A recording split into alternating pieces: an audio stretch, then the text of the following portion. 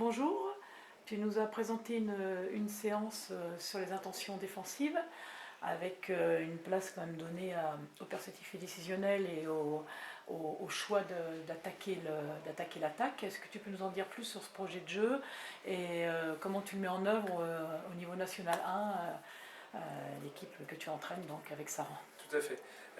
Ça a été une évolution un petit peu depuis cette année, dans le sens où nous défendions aplati en 0,6 avec un fonctionnement plutôt en zone. On a fait ce choix par rapport notamment aux stratégies de jouer d'autres adversaires qui étaient peut-être plus efficaces sur des attaques de 0,6. Donc on s'est dit qu'en mettant plus de profondeur et surtout plus d'intention pour essayer de perturber l'attaque, ça pouvait être intéressant. Ça a été également un choix mis en place par rapport aux caractéristiques des joueurs qui sont relativement efficaces avec davantage d'espace à gérer.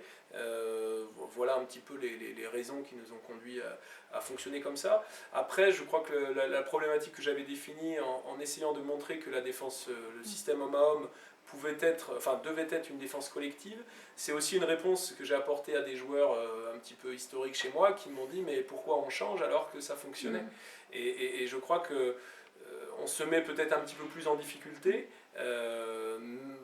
parce que le flottement, l'entraide rassure très vite, mais je crois qu'au final on peut être plus efficace défensivement de cette manière et notamment dans tout ce qui est récupération de la balle. D'accord, et tu as une bonne partie de ton attaque qui est basée sur la montée de balle, j'imagine. Oui, on essaye de se projeter vite vers l'avant. Également, voilà, le jeu de transition, les savoir-faire de certains joueurs, des ailiers notamment et du gardien de but qui relance vite. Ça, c'est intéressant. Donc oui, c'est également lié. Et puis je crois que tout le monde fait le constat que c'est quand même plus évident de marquer un but sur grand espace que attaquer une défense déjà organisée.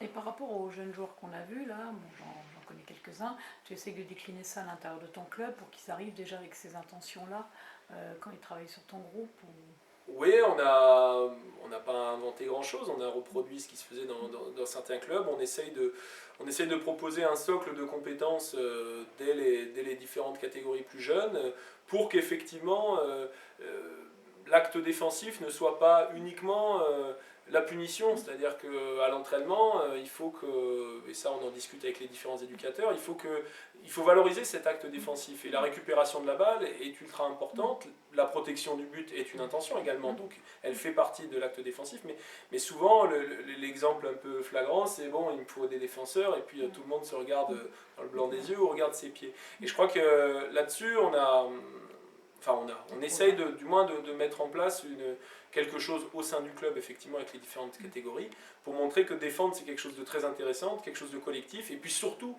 ça permet, effectivement, la finalité derrière, c'est de récupérer la balle et d'aller marquer un but, qui reste quand même, pour un enfant, par exemple de 10 ans, le plaisir, exactement.